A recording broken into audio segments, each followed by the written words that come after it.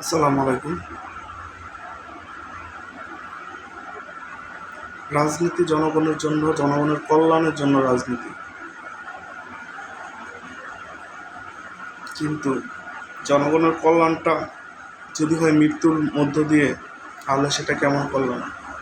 আদৌ কি জনগণের সেই কল্যাণটা হয় যেখানে আমার কল্যাণের জন্য রাজনীতি করা হবে কিন্তু আমি থাকবো না? সেটা কেমন কল্যাণ?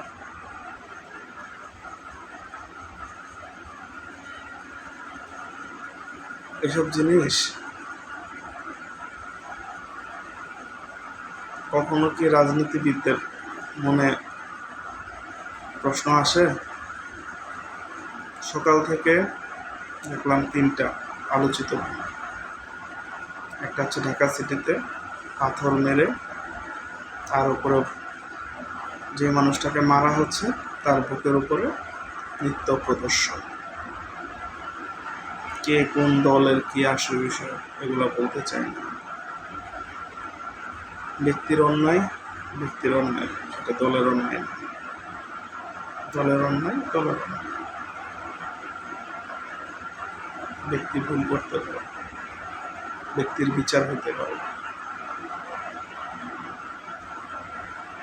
এই যে খুনগুলাকে বা এই যে হত্যাগুলাকে আমরা প্রশ্রয় দিচ্ছি বা আমরা ট্যাকেল দিতে পারছি না বা আমরা এটাকে ম্যানেজ করতে পারতেছি না, এটাকে আমাদের সফলতা?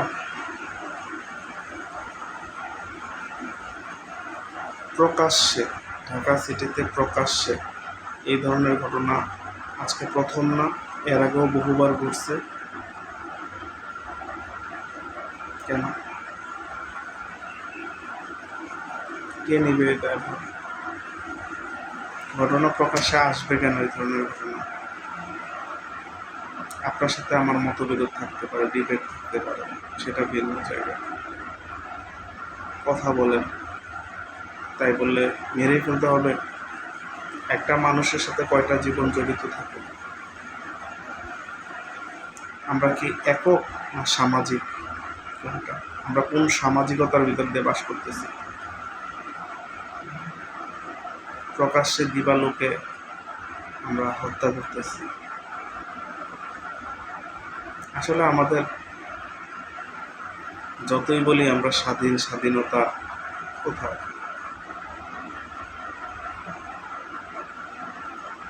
এই যদি হয় স্বাধীনতা, তাহলে কি বলবো? আসলে আমরা মানুষগুলো এমন হয়ে গেছি যে আমার পাশে একটা মানুষকে হত্যা করে ফেলতেছে, আমি আসলে কিছু বলতেছি না। আমি নিজে বাঁচার জন্য সাইড দিয়ে চলে যাচ্ছি। এই মৃত্যুটা তো আমারও হতে পারত, বা হবে না যে সেটা বলবো কীভাবে?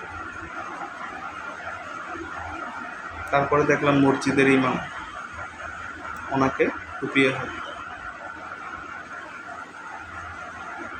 ভাই, ওনার ফতুয়া যদি পছন্দ না হয়, ওনার ফতুয়াতে যদি আপনি ভুল পান, ওনার সাথে ডিবেট করেন, প্রয়োজনে ওনাকে চাকরিতে না রাখেন,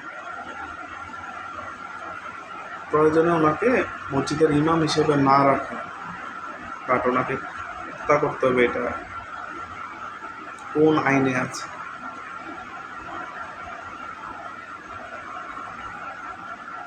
তারপরে আরেকটা ঘটনা দেখলাম একটু আগে, মেবি ঘন্টাখানেক আগে, কুমিল্লা তিতাসের জিয়ারকান্দিতে রাস্তার পাশে বস্তায় লাশ।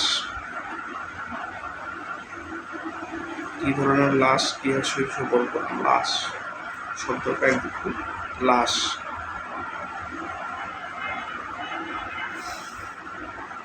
কেন রে ভাই?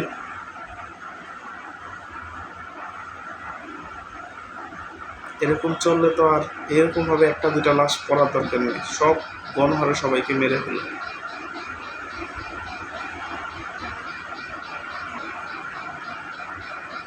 অমুক আমল ভালো না, তমুক আমল ভালো, তমুক আমল ভালো না, অমুক আমল ভালো। হত্যা যেই আমলে হোক, হত্যা হত্যাই, এবং এটার বিচার হওয়া উচিত। সেই বিচারটা কোথায়? আর যদি বিচারই হয়, তাহলে যে প্রতিদিন দেখতেছি কেন? হত্যা, ধর্ষণ, চাঁদাবাজি।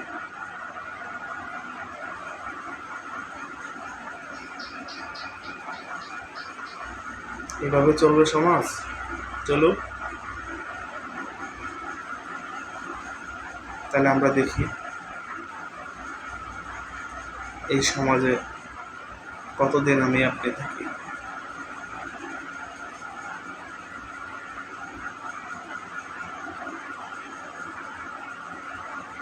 কি বলবেন? কি বলার আছে?